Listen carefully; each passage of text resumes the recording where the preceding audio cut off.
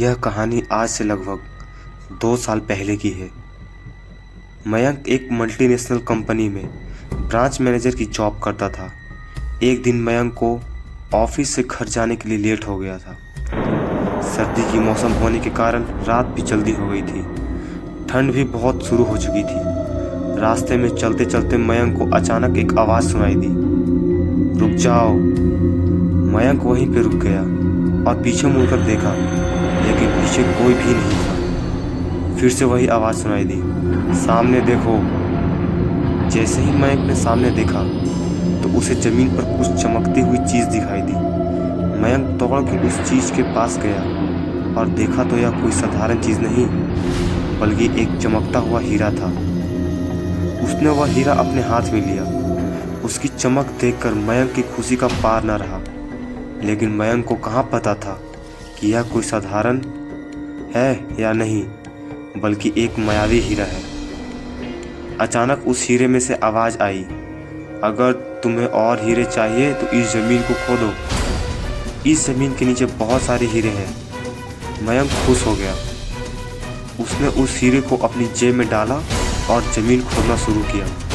करीबन 2 फीट खोदकाम करने के बाद अचानक मयंक डर के मारे चिल्लाने लगा। इसके कारण उसका संतुलन खो गया और ज़मीन पर गिर पड़ा, क्योंकि उस गड्ढे में हीरे मोती नहीं, बल्कि किसी इंसान का कटा हुआ सिर मिला। अचानक वह सर हवा में उड़ने लगा और बोला, डरो मत, मैं तुम्हें कोई हानि नहीं पहुंचाऊंगा। मैं तुम्हें बहुत सारे हीरे जेवरात भी दूंगा। बस मेरी बात ध्यान से सुनो। मैं जहाँ जाता हूँ मेरे पीछे पीछे आओ। फिर वह सिर हवा में उड़ा और जंगल की ओर बढ़ने लगा। करीबन 1 किलोमीटर चलने के बाद वह सिर रुक गया। मयंक भी रुक गया। फिर उस सिर ने मयंक से कहा, इस ज़मीन के भीतर बहुत सारे हीरे मोती हैं। उस ज़मीन के नीचे हीरा मोती तो नहीं मिले, बल्कि उस सिर का कटा हुआ धड़ मिला। उस सिर ने कहा, अब तुम्हें एक आखिरी काम करना है, उसके बाद मैं तुम्हें माला माल कर दूंगा। तुम्हें कहीं से भी 1 लोटा खून लाना होगा। मयंक ने बोला, 1 लोटा खून? पर मैं 1 लोटा खून कहाँ से लाऊंगा? उस सिर ने कहा, चलो मेरे साथ। वो डरावना चेहरा मयंक के साथ लेकर थोड़ी दूर पे गया और एक इंसान को जाते हुए देखा। वो सिर बोला, उस इंसान को मारकर उसका खून ले आओ। मयंक डर गया और बोला, नहीं नहीं, मुझे नहीं होगा, मैं यह नहीं कर सकता। अगर तुमने यह काम नहीं किया तो मैं तुम्हें बहुत बड़ी मुसीबत में डाल दूंगा, फिर तुम्हारी पूरी ज़िंदगी नर्क बन जाएगी। मयंक ने हाथ जोड़कर उसे कहा, मुझे माफ़ कर दो। अगर मैंने उसे मारा तो मुझे पुलिस गिरफ्तार कर लेगी और मुझे जेल जाना पड़ेगा।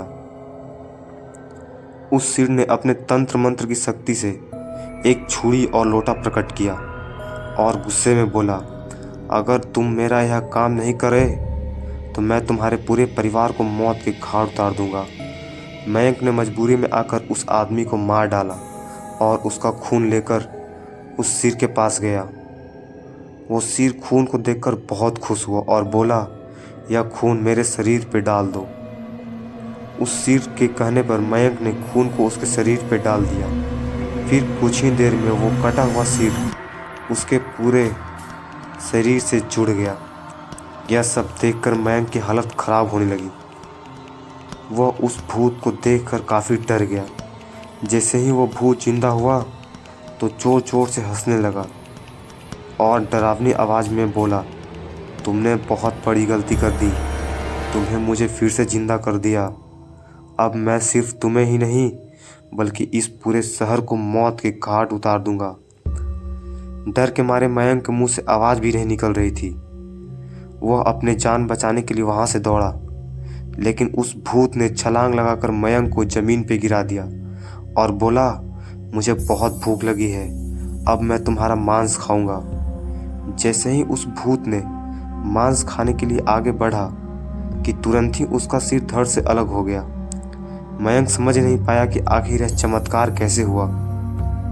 जब मयंक ने पीछे मुड़कर देखा तो एक अघोरी बाबा खड़े थे।